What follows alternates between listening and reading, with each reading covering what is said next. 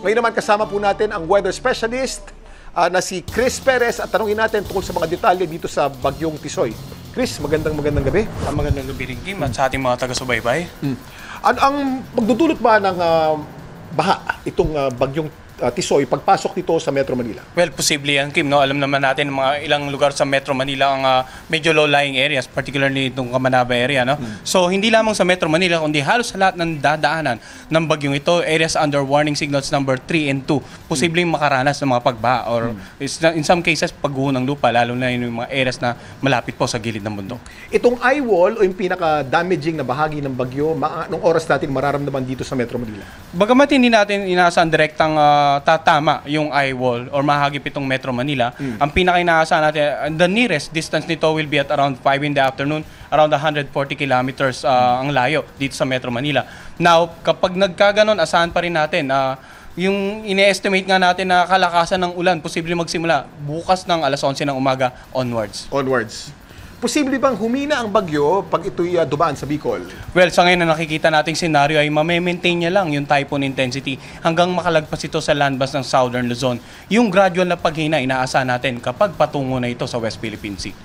Sa mga bagyong nagdaan dito sa Pilipinas, saan natin maitutulad itong si Bagyong Tisoy, Chris? Well, kung titingnan natin yung naging track ng Bagyong si Glenda noong 2014, ay halos dumaan din ito sa Southern Luzon area. And then yung pinaka-recent, 2016, Bagyong Nina naman, no? Halos kapares po ng forecast track natin.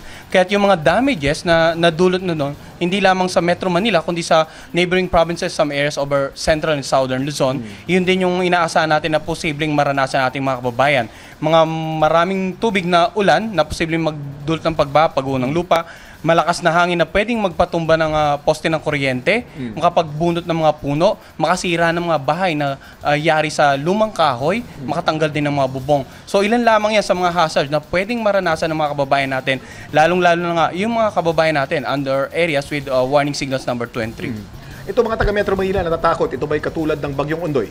Well, sa ngayon na nakikita natin, more on ulan and hangin din ito, no? Hopefully, si Ondoy is tropical storm category naman. We've been warning the general public in advance, no? Sa threat nito sa mga pagbaha at pagguho ng lupa.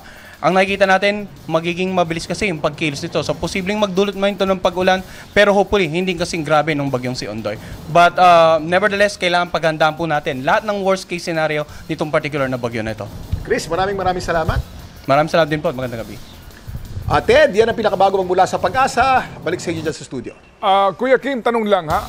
Ano ang inaasahang epekto ng bagyo kung ito'y ang kanyang tatahaking direksyon ay Southern Luzon sa Central Luzon kung saan nandoon ang venue ng SEA Games sa Clark?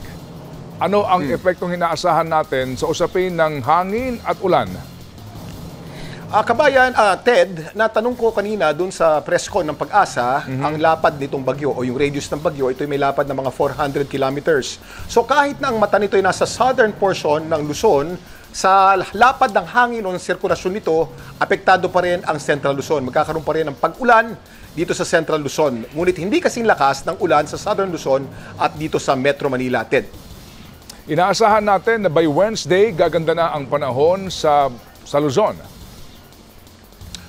Ted, itong 15 kilometers per hour ay may kabilisan para sa isang bagyo. Kung di magbabago ang takbo nito na 15 kilometers per hour, improving weather na tayo sa Wednesday at pagdating ng Thursday, ito'y papalabas na ng Philippine Area of Responsibility, Ted.